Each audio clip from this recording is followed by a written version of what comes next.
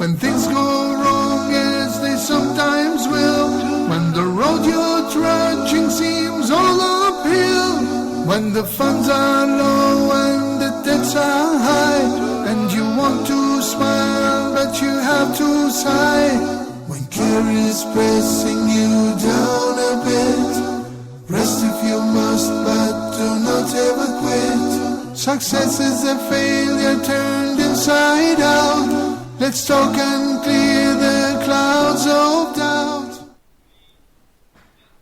Assalamu alaikum and welcome, dear viewers from around the world, to another exciting episode of your favorite program, Let's Talk, with your favorite host, Malik, on your favorite program, Huda TV, channel Huda TV. And by the way, someone said to me recently, brother, maybe you should stop saying that, because maybe Let's Talk's not their favorite program, and maybe you're not their favorite host. But you know what? We're going to keep saying it anyways, because it should be by now, because you already know Huda TV is by far the premier Islamic channel in the English language, but maybe I'm biased because I work here. Give us a call live right now, 00202 3855248 or 249. I feel like I'm selling used cars when I say that too fast like that. 00202 3855248 or 249. We have an exciting episode for you guys. Give me an email at talk@huda.tv, talk@huda.tv. And I've been receiving emails from some of our viewers who claim that Huda TV is playing music on this channel. Please, if you believe that, send me a specific a claim. You know, say this program. Give us a proof, because that's a big accusation. We don't play that stuff on this channel. Please email me if you think that, but tell me which program you believe is playing music, and inshallah, I promise I will check into it and take it off the program if that in fact is the case. So you guys, thank you for staying tuned to Huda TV. Let's Talk. We have a very special program. You guys know about Huda Academy. If you don't know about it now, you have to log onto your computer, stay in front of your screen though, and check out www.hudaonlineacademy.com. We actually have the project manager of Huda Academy. I'm very pleased and honored to have him on this show. He's actually been an accomplished web developer for over 15 years in the Middle East as well as the United States. He is an accomplished e-marketer, based e-commerce. He helps start up Muslim halal businesses online, and he also helps establish businesses and give them an online presence. Muslim halal businesses only, of course. Brother Omar Sharir, thank you, brother, so much for joining us. Assalamu alaikum. Thank you. Alaikum salam wa rahmatullahi It's a real honor. Thank you for being on the show, brother. I'm really excited about this episode. I'm happy to be here. Thank you, brother. We have these handsome students, mashallah, in the studio audience. Assalamu alaikum. I want to talk to this handsome brother in the front row. He's a Huda TV faithful, brother Muhammad Garba. Do you have the mic? Yeah, I have the mic with me. Mashallah, thank you, brother. I know, actually, do you know about Huda Academy at all, brother? Yeah, I think I've been hearing about it almost some times ago. I think it's an online school, but I think we still need more explanation about it. How does it operate? What are the things that they are doing there? How can it benefit the Muslims more? Yeah, thank you, brother. Right now, are you a seeker of knowledge? Yeah, I'm a seeker of knowledge. I'm studying Islamic studies at Al-Azhar University, Cairo. MashaAllah, and you're originally from? Nigeria. Where in Nigeria, brother? From Ilorin, Kwara State. I'm going to go with you one time on vacation, inshallah, okay? Inshallah, you are highly welcome. Thank you, brother. Brother Omar, what exactly is your role at Huda Academy? Well, I'm the person who designed the entire project. Okay, mashallah. So the concept was given to me, and then I had to take the concept and make it a reality. Okay. So you put their vision into play, so to speak. Yeah, the vision. They gave me the vision, and then I had to make it happen. Yeah, that's a big task, mashallah. Yeah. Why did they contact you, brother? Because, we are based in Cairo. There's many web developers. Why did they contact you? Well, I won't downplay anyone that can do design or web development or anything like that. Right. But it's another thing when you talk about making money online, and when you have people that have to put the credit card information or send money somewhere. You have to know how to do that in a secure way to guarantee that the people get the services that they pay for. You want to protect your investment, basically. Right. So you have to have someone that's experienced in this particular side of the internet or the web development. Brother Omar, so they called me. Okay. Brother Omar, you made an excellent point when you spoke about the financial aspect. A lot of people are asking, why is Huda Academy charging money in the first place? Why are they charging money for these services? Some people don't understand what it takes to do this production and video production and these things websites, on a scale like this. Okay. Well, I'm speaking specifically about Huda TV now, because Huda Academy is a part of Huda TV. Right.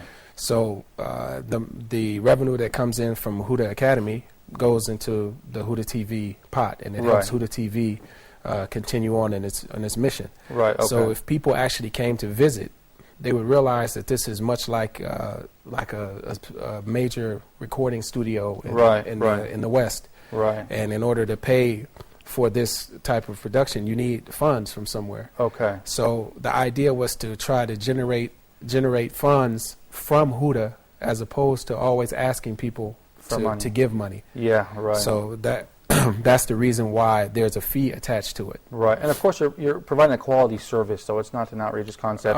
And the fees are not actually that high. Right. You know, but it varies from country to country. Right. You know, because it is in U.S. dollars. So right. So $50 in one place is worth more than $50 in another place. Yeah, that's an excellent point. Yeah. So we want to clarify, Huda Academy is not a business venture. This is a non-profit. We're paying to keep it. You're paying to keep it running. Well, you know, it's you have to look at it as a business venture from some angles, so that you can have some degree of professionalism. Okay. But no, it's not there so someone can get rich or someone can live off of that. No, it's not like that. Okay. It's just to support Huda TV and Huda TV's mission. Okay, great, excellent. What about those people who say, you know, I would like to enroll in Huda Academy, I would like to seek knowledge and enroll in this, but I simply can't afford it. I'm from a developing country or the West, but I can't afford these fees. They're expensive for me. What can they do? Okay, if you can imagine, okay, you have, in the world, you have groups of people that have wealth, and then you have a large group of people that don't have the bigger group, the right? resource. The bigger group is those who don't have. Right. What we did for this to help those people who don't have, we created a scholarship program so that people that have wealth can invest in the education of those people who don't. Right. And it's more than just like, here's some sadaqah, go eat some bread or something like this. Right. It's more or less like, okay, I'm investing in the education of someone who really is serious about it and wants the education. And after they get the education, they plan on giving dawah or doing something for the religion. And so the person that paid for that, inshallah ta'ala, they get a reward for that person who turns around and gives that dawah. Like a continuous thawab, we can say, continuous reward. Think about this, though. This is something you should really think about. While I've been in Egypt, I've had to ride some buses. Okay?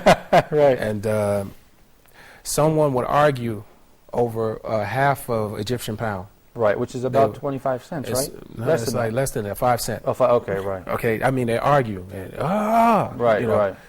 And then I look like, I'm thinking to myself, man, I can pay to I can pay that here, for you, take it so y'all don't argue. Right. But the half Egyptian pound to me is different than the half Egyptian pound to someone else. Yeah. So that has to be understood. Right. So if a person sees that a class is $50, they say, well, I spent $50 at the cafe. Yeah. Okay. Right. So instead of spending $50 at the cafe, why don't you invest that in your hereafter by sponsoring a student at Huda Academy? So that's the idea. Yeah, that's a great point, Brother Omar, because if we really break down what we spend and where, we could definitely afford that. Okay, say for example, a viewer at home says, I would like to be sponsored or I would like to sponsor. Where do they go? Okay, to apply for a sponsorship, this is an important point as well. Okay. We don't just take people that say I want a sponsorship and that's it. They have to fill out an application. Okay. They have to have a letter of intent. Tell us what you want to do with this sponsorship, so that we can look at that letter and follow up on the student to see if they fulfilled what they said they wanted to do. They demonstrate they're serious about this. Right, exactly. Right. So then the sponsor, that person can read the letter and say, okay, this person, I know where they're from. Maybe they want to sponsor someone from a specific country. Okay. And they want to know their objectives when applying for the sponsorship. Right, sure. So to answer your question, to apply for a sponsorship, you go to hudaonlineacademy.com. Okay. /scholarship. Oh, simple enough. Fair enough. Okay. And to sponsor a student, you go to hudaonlineacademy.com. Okay. /sponsor.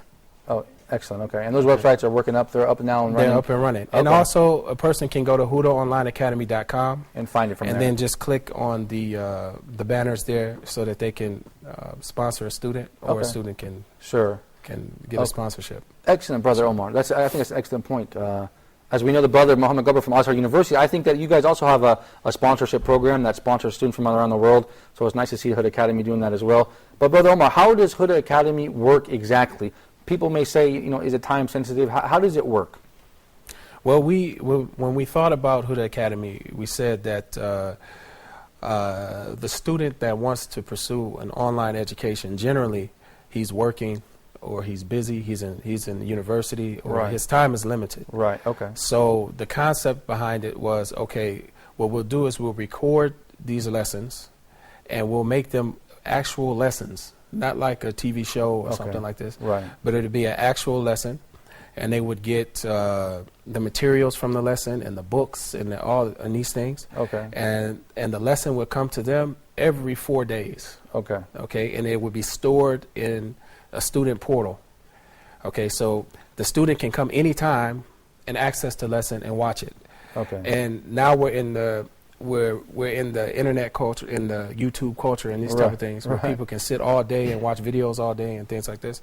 So it's just a natural extension of that. Right, It's right. The Huda Academy videos are studio quality videos. Okay. It's not a webcam or something They're like this. produced right here in this They're studio produced in this with these studio. cameras and this crew. Exactly. Right. So the person can watch it and be engaged Okay. in it, and you get the different camera angles and things like this. Right, okay, perfect. So anyway, the point I'm trying to make with that is to say that the student can watch it at any time, and it's just like watching a TV show. Right, right. It's a professional But quality. It's yeah. professional quality. That's what I mean. by Okay, excellent point. Now, I know these days there's lots of online Islamic universities. Anybody just has to open up their Google and see that there's a lot. Mm-hmm. What does Huda Academy offer that puts it in a better position against its competition? Why, if I'm looking to become an online student at Islamic University, why would I choose Huda Academy? Well, first of all, people are looking for different things when it comes to Islamic studies, and I won't say anything bad about any of the efforts that the Sure, brothers of are course. making out. Yeah, out of course, yeah. But the difference with Huda Academy, number one is that you receive a certificate of completion Right, upon completing each course. right. Okay. And it's not right now. It's not a bachelor's degree program or master's degree. We don't offer degrees. Accreditation right now. Right. We don't Right. offer this. We only offer certificates of completion. But the way that the courses are set up, number one, like I mentioned earlier, the quality. Right. The quality, I mean, it's difficult to sit through a video that somebody did on their phone. Yeah, webcam, YouTube like, quality, it's low quality. It's you know. bad quality, and Yeah. it's like You don't feel confident with You can't hear what he's saying. And Right, yeah, bad lights, right, Yeah, yeah. it's like, what is this? Right. But again, alhamdulillah for their efforts. Yeah, you of know. course, of course. But that's one of the differences. You won't find this. I have yet to find something like this. Right, The right. quality has been that good. That's the first point. The second point is the system that we use. We've created a very complicated system because it's a system that delivers the lessons on a schedule. Okay. No matter when you sign up. You can sign up today and you'll get it every right. 4 days. And you can, or someone else can sign up tomorrow and get it every 4 days. I see. So it tracks every individual student. Okay. So this is a system that Okay, maybe other people don't have that. people don't have access to. Okay. So those are technically the differences are very clear, but again, it depends on what the student is looking for when, Right, of course. when they're looking for education. You know, I like to say also, Huda TV does, I believe, provide an authentic source of information that people can trust. That's another, of course. So yeah. you feel comfortable with what you're learning from these people because they're trusted sources, Dr. Salah, Right. Dr. Hatem Al-Hajj, Dr. Muhammad Saeed, and of course Sheikh Ibrahim Zidan. So you know what you're getting. Well, that's another point. That's another Credibility. Point. Majority of the instructors are people who are have achieved high level Yeah. of Islamic Studies. And mostly education. doctors from Al-Azhar University, I believe. Right. Yeah. Yeah. Yeah. you- So that's another benefit Yeah, that of you're course. really learning from a trusted source. Yeah. You're not learning from someone who has studied a few hours or a few weeks and now he wants to give a class. Yeah, You're studying right. from people that you can trust. You Yeah. can trust their knowledge. Yeah, of course. I believe Huda Academy is working on the reputation for the TV like we said. So this goes hand in hand. Okay, so now you have Huda Academy, mashallah. I see that we're running ads and stuff on the channel. But how are you getting the word out there to people? I imagine through social media, but how does that work? Well, first of all, anyone that comes to Huda Online Academy is encouraged to share the information with their friends and their family. Okay. And in this way, and we use social media for this. Okay. We encourage people to post on different forums and make links on their websites if they have websites. So I guess the message would be to anyone watching now: when you go to Huda Academy or you get an email from Huda Academy, forward it over to your friends, to your mailing list. Also, if you see something that deserves a like or something, like for Facebook or something like that, like it. Right. You know, because these things end up spreading the message. Right. Get the word out there. There's a very important point here. Go ahead, Bill. You noticed in the different Muslim countries, they call it the Arab Spring. Right. Okay. And there's been a lot of revolt and things like this. And we're not saying whether we agree with it or not. That's not the issue. Right. Right. But if the internet can move people in masses this way, right. what about doing something good for the sake of Allah? For the sake of Allah, can't we move people in the same way? Yeah. So imagine if you go back before, if you had to spread a message, how was it spread? I would tell you, you tell him, he tell him, right. And to get 1,000 people to know about it, it would take quite some time. Right. Then let's say you have telephones, okay. Right. So now you can call, and you remember three-way? Conference call, right. Call people on three-way and stuff. Right. But still, that was a little bit faster. And then, television, you can put ads and stuff and get it spread to. And boom, internet. Now look at the internet. Yeah. I mean, you can put out a message today, and you can have thousands of people. Yeah. Thousands of people. Millions from one message. You can have everyone know about it. Right. So the internet is very powerful. Right. And that's why, for good, the Muslims should spread as much as they can. Help as much as they can. Because there is also a lot of evil there. Right. Okay. Yeah, so we want to dominate with the good. We want to dominate with good. Brother Omar, we're going to be right back. We're going to take a short break. You guys at home, stay tuned. We have a special guest coming up next. He's actually the Arabic professor, Brother Hatem Abu Hafsa. You've seen him on other channels, on other shows, but now he's part of the Huda TV family. So we want to give him a warm welcome, so stay tuned for more. Let's talk.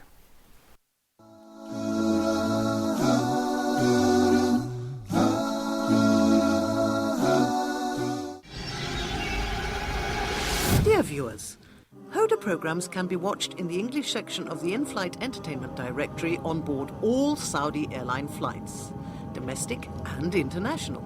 Sit back, relax and enjoy watching Huda's entertaining and enlightening shows on your trip. Huda wishes you a safe and successful journey. Huda, a light in every home. Europe's forgotten heritage. This is a sad reminder of the past history of the Muslims in the city. Nowadays, there are no Muslims anymore. These are the mosques that have remained. And it is really sad. Wait a second, this is Morocco. No, this is Tunisia, Algeria, North Africa, Egypt. No, this is all Europe, and this is all part of Spain. Islam spread first in Africa, and then from Africa, it came over to Europe, and then it did developing work in Europe. Now, we look the other way around nowadays. The compass was invented by the Muslims. Many important inventions came from the time of the Muslims on the Iberian Peninsula. Instead of people becoming less in battles, as we normally know, we know in battles obviously people die, but no, what was happening? The Spaniards recognized and realized the superiority of the Muslims and the treatment that the Muslims gave to the Christians and the Jews in Spain at that time, that they happily accepted Islam, many of them. An Ottoman fountain, as we've seen it before in other places in Greece. Now, it has some Arabic on top, as well as it has some Arabic down, where the tap used to be, or where the water was coming out. Pack your bags, grab your passports, and join Dr. Steph Karis as he takes us through Europe and rediscovers Europe's forgotten heritage, only on Huda TV.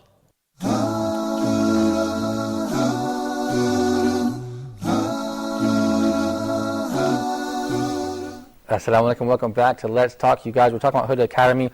Get online, www.hudaonlineacademy.com. I'm so pleased to host our new guest. He's the instructor of Huda Academy Arabic. He's our Arabic instructor. You've seen him on Viewers Pulse. You've seen him on other channels, on other shows, but now he's part of the Huda TV family. So give him a warm welcome, Brother Hatem Abu Hafsa. Assalamu alaikum. Brother, how do you like that? Did I improve? Yes, mashallah. MashaAllah. I told you, Muhammad was laughing at me. He said your Arabic is not very good, but it's getting better, actually. MashaAllah. Have you enrolled in the course? Not yet, inshallah.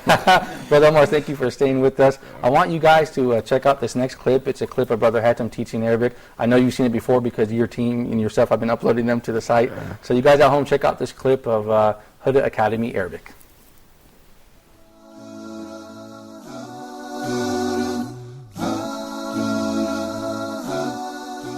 When it comes to the Arabic language, we're talking about 3 different types of words. We don't have any 4th type in the Arabic language. We only have 3 types of words. We have al-ism, we have al-fi'l, and we have al-harf. Ism, fi'l, and harf. What does it mean, ism?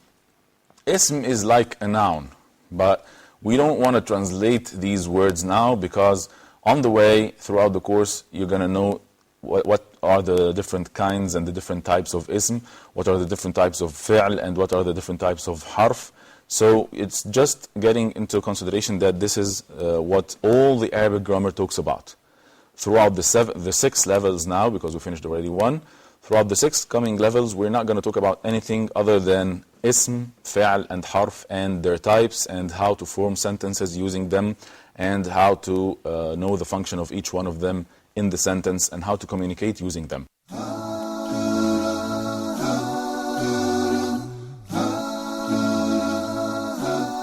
All right, you guys, I certainly hope you enjoyed that clip. Brother Hatem, tell us what's going on in that video. I had a question also for our viewers here in the studio. Go ahead. Ask these guys. Anybody knows the difference between ism and fi'l? Well, explain a little bit, because you guys keep grilling me. My Arabic's so bad. I want to hear you guys. What's the difference? Does anybody know? Who can explain? Go ahead. Go explain the difference. Go ahead, brother. Go ahead. Don't be shy. I think fi'l, it means action. Yes. That is whatever we do. A word that indicates action. So it indicates what we do, that what happens. So action only, or action. It has to do with time. Exactly. Maybe in the past, in the present, or in the future. Yes, and also we have ism. That is, it denotes the names of everything in general. But it doesn't indicate time nor action. No. MashaAllah. So you have a prize that you can give them. MashaAllah. So I think you guys planned this before the show, yeah, because you're good at that. And also we have harf. So these are the alphabets. So this one, they cannot be used on their own, but with the help of the but not only the alphabets, but there can be particles of the word that indicates place or time. فالحرف ما ليس له علامة فكيس على قولي تكون علامة. ما شاء الله. So he's going to be your assistant, inshallah, if you need an assistant. Yeah, sure, ما شاء الله. I want to ask Omar briefly, real quick, what was the original concept for Arabic? Because I know we brought Hatem recently onto the Arabic team. What was the original concept? Well, the original concept was to have live classes. Okay, so the students would interact with the teacher through a virtual classroom. Okay, that was the original, okay. That was the original plan. But the problem was that we're dealing with students from all over the world, different internet connections, and et cetera. So some students had a good experience with it. Others had connection problems, and they couldn't benefit that way. So it wasn't the technology itself; it was the connections from different parts of the world. The diversity that we're dealing with. Okay, excellent. Brother Hatem, how do you feel about? Oh, go ahead. Yeah, let me just add to this point because it's just quite a big challenge to actually start recording Arabic sessions, because as Brother Omar just said, the normal method is that you have it live. You can have, for example, you can apply the immersion approach. And this is the approach you prefer? That's the best approach, yes, exactly. But it should be in live sessions, so that you see the reactions on the eyes and the eye contact. You know if that pace is okay, if it's not. But actually, it's a very good, and it's new and it's challenging also. To do it as recorded. That's why I use more the method of grammar translation, although that's not preferable. That's not the best way. But I use a lot of English at the beginning, and then I go by the pace, by the courses, throughout the courses, lessening the or reducing the use of the English language. Okay. I have a question for you. I'm going to have to hold it though. We have a phone call. Suleiman, go ahead, brother. Assalamu alaikum. Assalamu alaikum. Suleiman from Egypt. MashaAllah, brother. How are you? I'm fine, thank you. Go right ahead, brother. This is my first time watching the program, and I didn't really get your explanation. I really want to know how to apply into the academy and the type of courses they take. Okay, excellent, brother. Thank you so much for your call. We're going to answer you, inshallah, about how to apply for Huda Academy. Brother Omar, I think you just get online, www.hudaonlineacademy.com, and it's pretty straightforward from there? It's pretty straightforward, but Okay. if he doesn't know, there's a middle column, and it Okay. has a list of courses. Okay. And at the bottom of that column, if you don't see the course that you want to register for, you can click More Courses. Okay. And then it gives you a complete list. And there's a big orange button, right? That And there's says a enroll now. big blue button that says Register. Okay, simple. Okay. So you click it, and then you get a video and explanation, Okay, course mashallah. description, etc. Okay. And then you can just register from there. Okay, excellent. I hope that answers this question. Thank you, Brother Omar. MashaAllah. An Egyptian who wants to enroll in Islamic studies in English. MashaAllah. Subhanallah. But Brother Hatem, I've heard a lot of people say this immersion method was popularized by Berlitz, but it actually, it may not be the best method. There's different methods to teach languages, of course, Sure. More than 10 methods. More than 10. So why is this immersion method so popular? Do you believe it's the most effective way? Yes, exactly, because actually it immerses you in the language and it puts you in the practice of the language, Okay. rather than the theoretical part. Okay. The most, actually, the most important field that I focus on in this grammar, in this basic Arabic course, recorded one, is the Okay. theory, more Okay. than the practice, because I can't give practice because the practice is given by the students themselves. Right, right. So that's why I always insist that the students repeat after me the sentences, that I make sure if they are listening it through Okay. MP3 or something, Oh, that they are right. practicing. But the immersion method actually focus on the practicing. Okay, so that you mashallah. practice by the skills, by listening, speaking, and Okay. or the 4 skills of the language. Yeah, okay. Then you study the language. Excellent. Brother, we had you on Viewers Pulse. It was an honor. I want you to tell the viewers a little bit about your Arabic background, your language background, where you studied, where you acquired these skills. Yeah, well, actually, that's very important because sadly, some teachers, or I don't want to say the majority of teachers in Egypt or in the Arab world, they just base upon the fact that they're Arabs. So Okay. this way, I can teach Arabic. This Okay. is totally incorrect. Okay. Because I actually started when I started the teaching of language teaching career, teaching Spanish language in the beginning, because my Mashallah. major was in Spanish. Yeah, it's interesting. You speak Spanish as well. It's an interesting point. Go ahead. Yeah. Yeah. SubhanAllah. But the way I actually, SubhanAllah, I've benefited more much from this experience learning Spanish language, because they have it categorized throughout the European framework. Right. So while teaching Arabic, this is just a point, Arabic is still it's not situated whether it's the ACTFL, the American way of Right. teaching language, or the European framework. Okay. So till now, I'm just like benefiting from the experience that I had learning Spanish Okay. in the Spanish Culture Center and teaching Arabic. But Okay. again, to your question, answering it, I've started learning Arabic in the Dar al-Ulum, the faculty of Dar al-Ulum, which is, Okay. as I've mentioned in the Viewer Pulse, it's one of the biggest, it's actually the biggest citadel of Arabic in the Middle East. It's Okay. very well known by this. It's called Dar al-Ulum, but it's only specialized in Arabic and Islamic studies. Okay. More in Arabic. Excellent. Thank you, brother. I think Brother Omar's familiar with this book. I believe it's called Arabiya Bayna Yadayk. People use this book. We have Kitab Fi Ta'alam al-Arabiya, which I believe you're using. We have Kitab al-Asasi. There's lots of books. Which book did you choose and why? That's a good question, actually. Till now, I'm not actually 100% satisfied with all these books, because I've one of my researches that I've made in the American University, but it's still not complete yet, was because I teach Arabic also in the American University in Egypt. So the point is, I've tried to compare between all the books. There are actually more than like 7 or 8 books So teaching many, right? Arabic and English. Right. There are also some books teaching Arabic and Spanish, because when I traveled to Spain, I've been like looking in the libraries for those books. So the point is, many of the books depend on the dialect of the country where the okay. writer or where the author did it. And this is not good. We agree, right? Yeah, right. sure, it's not good. So that's why you need to base it upon the modern standard Arabic, not the dialect that's Okay, spoken. of course, yeah. Yeah, so that's why I always try to, in this course, for example, I use 3 books, not only the book of Al-Kitab. Okay. I use Al-Kitab and Al-Arabiyyah Bayna Yadayk, and the book of the Arabic taught in the Islamic Medina Islamic University. Okay. yes. But each book takes a different approach or methodology to teaching Arabic, right? So you've got a kind of a diversity through them all. But some people have told me some books are heavy with an Islamic approach, where they emphasize these language of the Quran and Sunnah.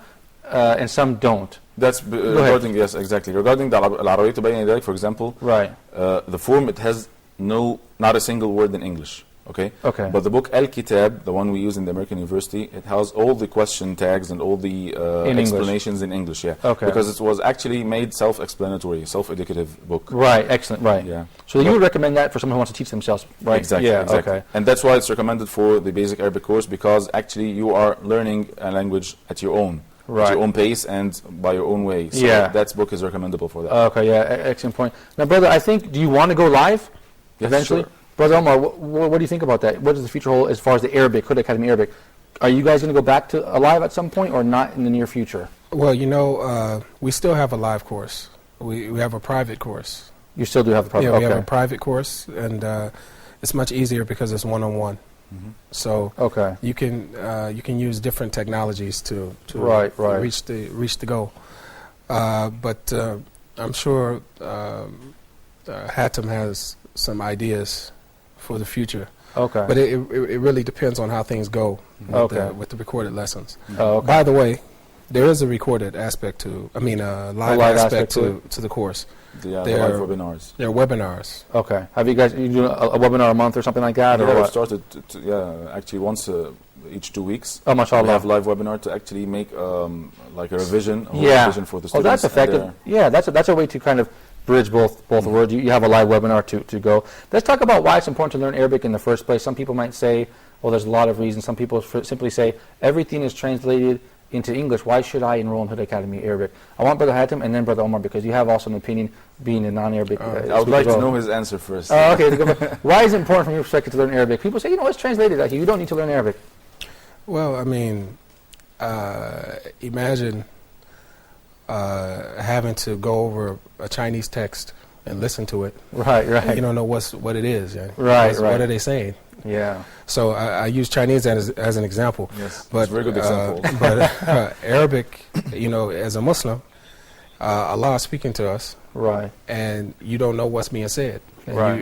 you rely on someone else to explain what's being said, and at the same time, that's his interpretation of what's being said. Right. So I'm not saying that you can pick up the Quran after you learn Arabic and just understand everything. I'm not saying that. You still have to rely on Right. an explanation, but that's what was my motivation Right. to learn Arabic. Yeah, to be able to understand the Quran, to understand the Sunnah, to be able to speak to people that have higher knowledge Right. than me, Yeah. Good and ask point. questions and be able to interact. It's an obstacle that you have to accomplish. You can't get around it. Isn't that right, Hatem? Yeah, exactly. I 100% agree with Brother Amr, because actually that was a dilemma that I put myself into while I was making researches in Azhar University while I'm making my master's.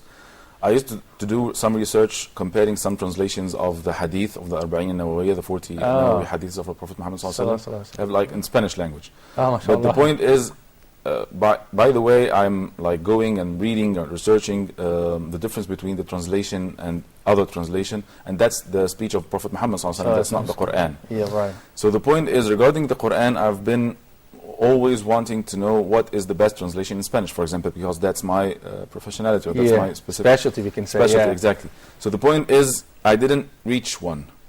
And at the end, I've reached to the decision that translating Quran is not actually An option. Yeah, exactly. Yeah, it's not a good option. Why? Because the same point that Brother Amar had just said, translation is interpretation. Right. Exactly, it's interpretation. Yeah. So the point is, you can translate the interpretation. For example, Yeah. I go to the interpretation of Ibn Kathir, Yeah, Al-Qurtubi, yeah. and then I translate the interpretation, so I translate the words of Al-Qurtubi himself or Ibn Yeah, Kathir himself. that's what's happening. Not the words of Allah subhanahu wa ta'ala. Yeah. That's why you find one of my brothers, the most famous dua in Latin America, he's now working hard to finish a translation, and I just look like this and say, it's Teach just Arabic. this can be in vain, the effort. Yeah. Because you won't reach the words of Allah subhanahu wa ta'ala, Yeah. because the creation cannot reach Yeah. the creator. Yeah, may Allah help them, but it's like teach Arabic, learn Exactly. Arabic. Yeah, exactly. That's the point. Yeah. You guys, that's our point. We'll be right back. We're going to take a short break. Stay tuned for more Let's Talk.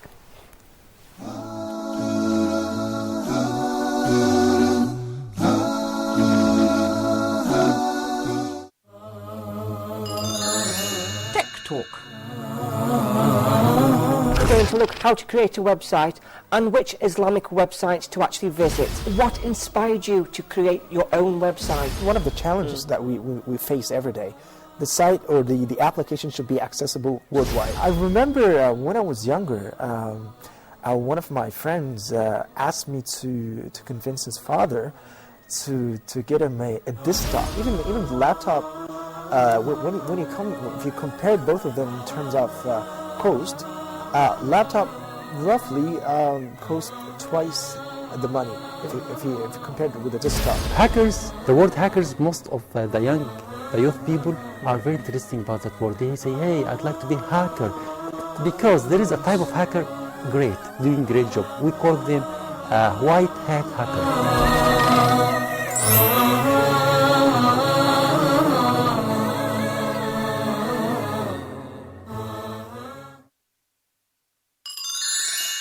Fun for everyone. 3, 2, 1. What will I be when I grow up? What will I be when I grow up? What will I be when I grow up? The firefighter uses what to control fire? Water or rocks? Now these two teams go head to head on pulling the blue rope. Now if one person goes over this line right here, the other team loses. Very simple rules. This challenge is worth 5 points. What will I be when I grow up? What will I be when I grow up? What will I be when I grow up as a Muslim man? Fun is for everyone, so get ready to have some fun. Check out these cool competitions between kids. It's important to have fun, and it's also important to be a good sport. So tune in to Fun for Everyone. You don't want to miss it. When I grow up, what will I be when I grow up as a Muslim man?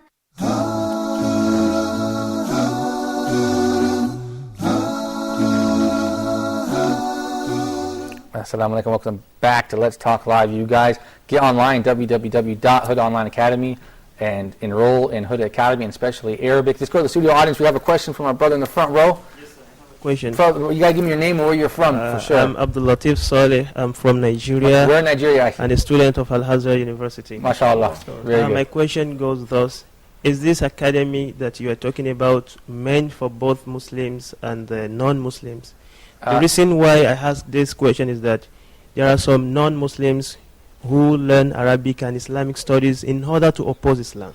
That's a great question, brother. You know, we did put that, I think, brother, we did put that clip of Dr. Salah explaining Islam. We had a clip for free, right?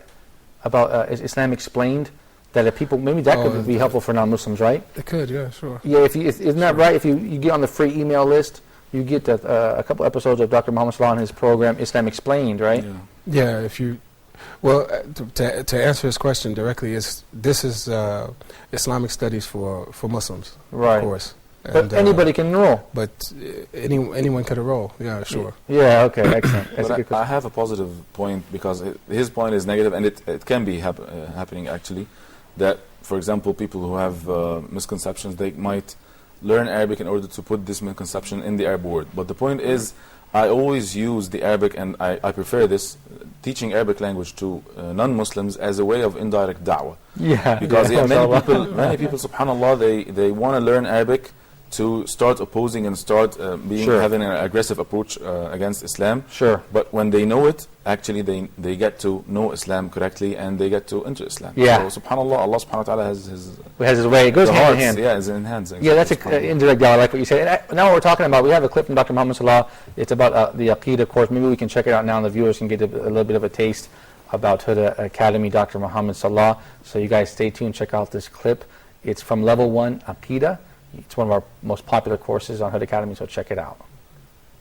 I think it's coming.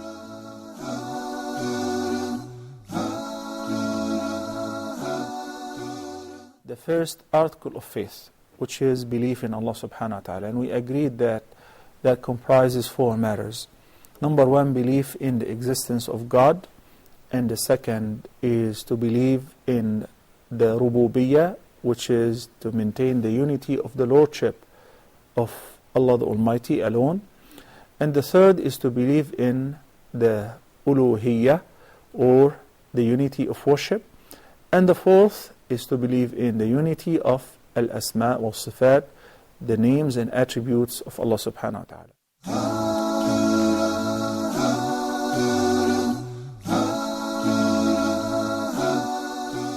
All right, you guys, we hope you enjoyed that clip of Dr. Muhammad Salah Akida. I believe that was level 1, Brother Omar? Yeah. What's going on with Akida, by the way? I think it's the most popular course you had mentioned before the show. Well, we're recording level 2. Right now? Right now.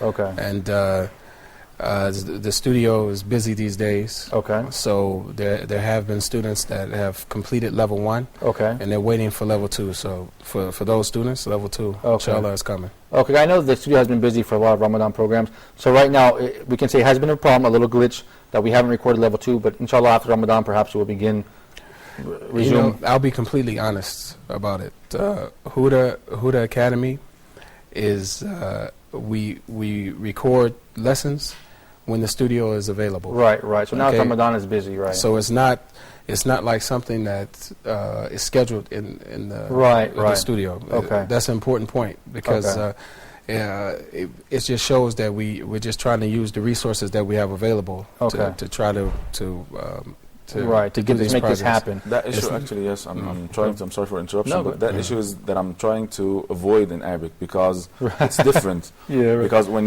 you build a step in Arabic, exactly, you forget, and you tell me about it. I want my Arabic teacher. I wish he would call in Muhammad Adil because we got going and then I stopped for a while. Then it's like, okay, I'm back to square one. Exactly. Right. So we have to avoid that. That's why we're trying. I'm doing my best to avoid that. Inshallah, alhamdulillah, we have recorded level 0. It's all completed, and level 1 also. It's all completed. Okay. And now we're starting to record, inshallah, before Ramadan, hopefully. Inshallah, level 2. Now, how many courses per lesson and how many levels? Yeah, well, we're actually having 7 levels. Okay. The 0 level and then 6. Right. 2 for the beginners, A1 and A2. 2 for the intermediate, B1 and B2, and 2 for the advanced, C1 and C2. And this is what system you base this off? This is from your own ideas? That's the European framework. Why didn't you choose the American framework? Because I have studied Spanish. I have studied Spanish. Oh, that language. you mentioned that. Exactly. So I'm acquainted to the European framework. Okay. I don't. Yeah, you have a familiar. Yeah. You're acquainted with it. If this brother right here in the front row, if he signed up for Huda Academy Arabic, what level would you put him in?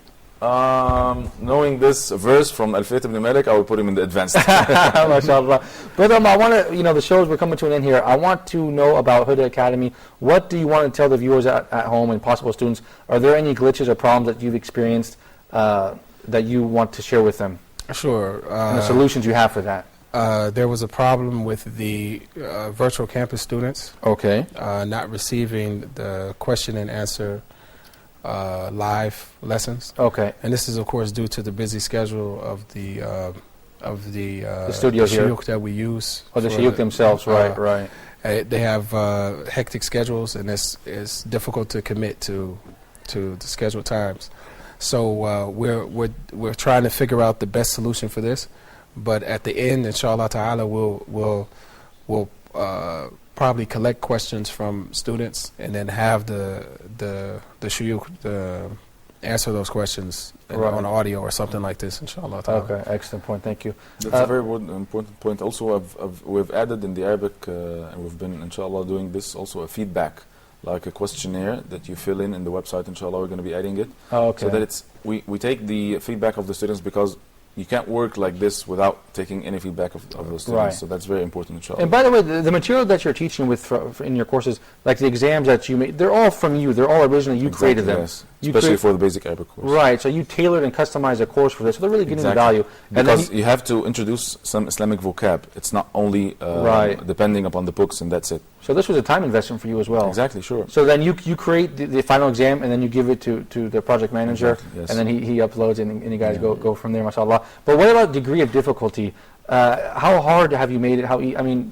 It's starting, for example, I've taken from the 0 level till from the scratch. 0 level means no Arabic. Means no Arabic at all. Okay. Scratch. Okay. You start knowing how to write as drawing the letters, and then you start knowing how to put the fatha and how to put the dhamma, and then how to pronunciate, and then go afterwards bit by bit adding the jumla ismiya, the jumla fi'liya, what's mubtada, what's khabar, and then going. You go from there. Yeah. And I wanted to mention, did you provide an entrance exam, a placement exam? Till now, no, because we haven't still yet finished recording all the exams, so that whenever, for example, a student has his level, for example, in C2, C2 is not recorded yet. Right, so right. when we finish, inshallah, recording all then you'll do that. Exactly. Yeah. Okay. That's an excellent point, because someone perhaps would say, you know, I'm more advanced. Yeah, sure. Yeah, sure. of course, yeah.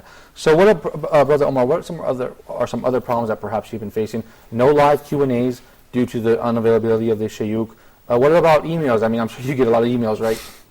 Are you able to respond to those in time and solve the problems, or? Well, you know, we do get quite a few emails, and excuse me. The problem is sometimes they go to spam. Okay.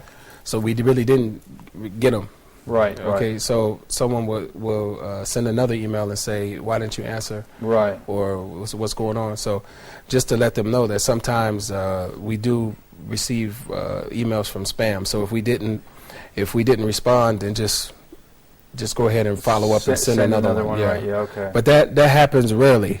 Okay. Right. But it could happen. So but we respond to all emails. Okay. All emails that require a response. Okay. Yeah. So without doubt, I mean, we don't respond to the may Allah help you and right. Because although you appreciate, but it's the sheer volume. Of course, we appreciate it. But the sheer volume is so high. Yeah. We spend forever responding, but we of course we appreciate the dua. Yeah. Of course. Brother Hatem, what in your experience as a professor in a university at the AUC in Cairo? I mean, that's like, as far as being a professional, that's like the top of a career. You know, that seems very exciting. How is it different teaching here in the recorded session? Is it satisfying in the same way? I mean, because you're actually reaching more people at Huda Academy than the people that you're reaching at the AUC, and these are seekers of knowledge, whereas up there they might be just people for business purposes, or people actually, for a variety of reasons. So what's more satisfying from your perspective, teaching here or over there at the AUC? And for sure, teaching here is more satisfying, but it's totally different. As you've just mentioned, and you've just said, mashallah, the students here are seekers of knowledge. We have this Islamic overall objective, right? So that you have the ability to read Islamic literature, and for the most important, the Quran, for sure, and understand it afterwards. But the point is, it's a totally different approach. Here you have recorded sessions, the recorded session, and there you have live sessions.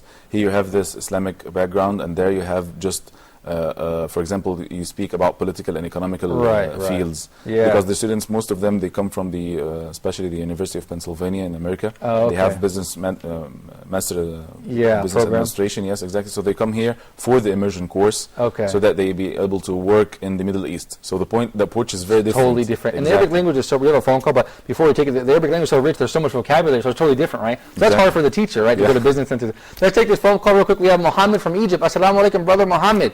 Assalamu alaikum, Malik. How are you doing? I'm good. I think this is Muhammad Adil, my Arabic teacher. How are you, brother? Yes, Muhammad Adil. How are you doing, Malik? Hey, thank you for calling, brother. I'm always blaming my poor Arabic on you. I'm sorry. Excuse me? I'm always blaming the fact that I don't speak Arabic. I always blame you, and I'm sorry about that. Well, I guess you need to be more committed, brother, for this time. Well, brother, tell us about your experience teaching Arabic. I know that you are a student, graduate as well in the Arabic language. Tell the viewers a little bit about it.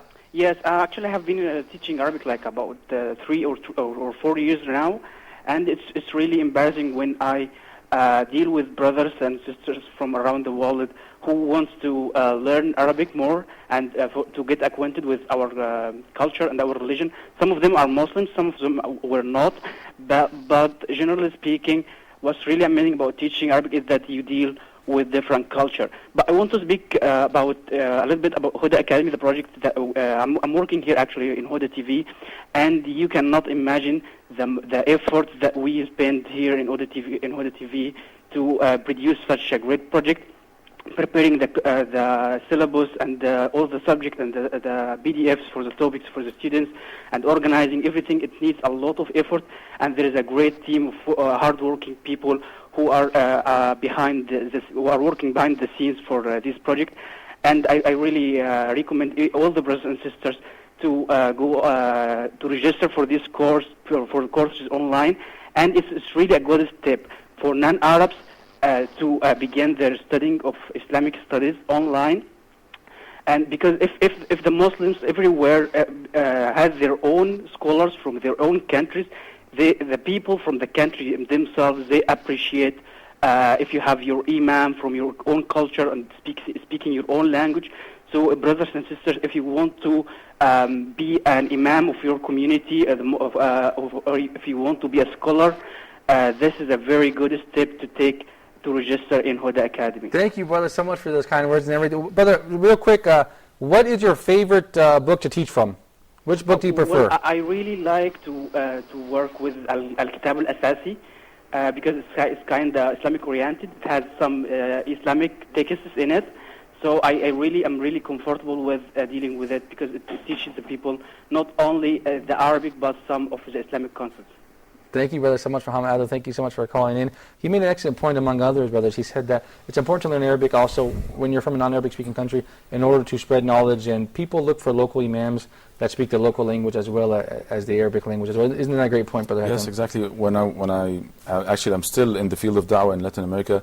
The point is we need to complement each other. We need to, each one has, for example, Arabs who know Spanish language. Mashallah, they have to be in the work or in the field of teaching Arabic because that's what they do best. Right. On the other hand, Latins or any other nationality who actually study Islamic studies, they should be the local da'ah because they know the culture, they know the whereabouts, they know the attitudes of the people. Right. So that's way it's a complementary da'wah. Yeah, that's a great point. Brother, on the commercial, the promo for Huda Academy, you had quoted a great statement from Omar ibn al-Khattab. I love this comment. Do you remember? Can you repeat that for the viewers? It just emphasizes the importance of learning Arabic. Yes, because Omar ibn al-Khattab, may Allah subhanahu wa ta'ala be pleased with him, he said, learn Arabic because it's from the religion. So imagine that when you learn Arabic, and he's saying this to the Sahaba, to the companions, who are Arabs. I love this point. Go ahead, brother. Continue, yeah. They're Arabs, and he told them to learn Arabic. Right. So imagine, this is the point, that's why I said in the beginning, it's not enough to be an Arab to teach Arabic. It's not even enough to be an Arab to be able to read Quran. Right. You need to enhance your Arabic language and read more, and then read in the tafsir, and then try to understand Quran for Arabs themselves. Right. So imagine the effort, inshallah, may Allah subhanahu wa ta'ala reward it for non-Arabs. Yeah, of course, and this is something that's incumbent on all of us. I think that's a great point. Brother Omar, you originally, I know you're a web developer and product manager for the Academy based here in Egypt, but you originally moved to this country, I believe, to learn Arabic. Right, I came to Egypt to study at one of the centers here. One of the centers, excuse me. And another point here that was mentioned earlier, I don't think it's enough for someone to come and learn Arabic and then think that they can master the language. Right. Okay. You know, in a couple of classes or something like this. It's really a lifelong commitment. Commitment. And even after, I think even with Huda Academy, that we can go on and on and on and on. Right. With language classes on different levels. So that's an important point. That's for someone like me that came to Egypt to learn. Right. And now, alhamdulillah, you can get online, and you can study Arabic from home, and you don't have to travel. Like this. But you have to be committed, right? You have to be committed. Yeah, of course. We have about a minute left. Before I ask you guys for your final thoughts and message for the viewers, real quickly, I asked you on viewers' pulse. I want you to say it again. Of all the Arabs, who speaks the best Arabic? I know the Egyptians have their own dialect. I thought Yemen people speak the best Arabic. What do you think? I think as I've said before, it's Syrians and Iraqis. Okay, you think they have because they pronounce letters better, whereas in Egypt we're not pronouncing qaf, and in the middle the tha and the jim, right. All of these are in not in the Gulf they're pronouncing qaf with jim. With the dad, dha. Right. So it's important for all of us to speak proper Arabic in Arabic as well. And that's a beautiful point you bring up. He told the Sahaba to learn Arabic. So we all have to learn Arabic. It's a great challenge. So that's very good. Can you give us a really quick 30 seconds final message for the viewers and tell them why they should enroll in Huda Academy Arabic? Well, actually, the main important point in learning Arabic is that it's the gate. It's the door that opens the gateway to Islamic knowledge. Okay. So when you start with the Arabic, then you have started with the correct step. Yeah, that's the first step, the right step, one step closer, as we say, Huda TV. Brother Omar, do you have a final message for the viewers here, for the potential students and the people who are already students? I would say that if you support Huda TV, you can support Huda Academy in any way. If it's becoming a student, if it's sponsoring students, if it's spreading the message to other people. Okay. If you believe in the message of Huda TV and the vision and the mission of Huda TV, then you're obligated to support it in whatever way you can. All right, thank you guys for joining me. I always love to have both of you guys. It's a fun program. Hope to have you back. Maybe in 6 months we can talk about what you guys have done since the last episode. since the launch of Huda Academy. Thank you guys in the studio audience, and mashallah, fluent Arabic speakers from all around the world. You guys at home, thank you for watching Let's Talk live on Huda TV. Look forward to seeing you next time. Assalamu alaikum.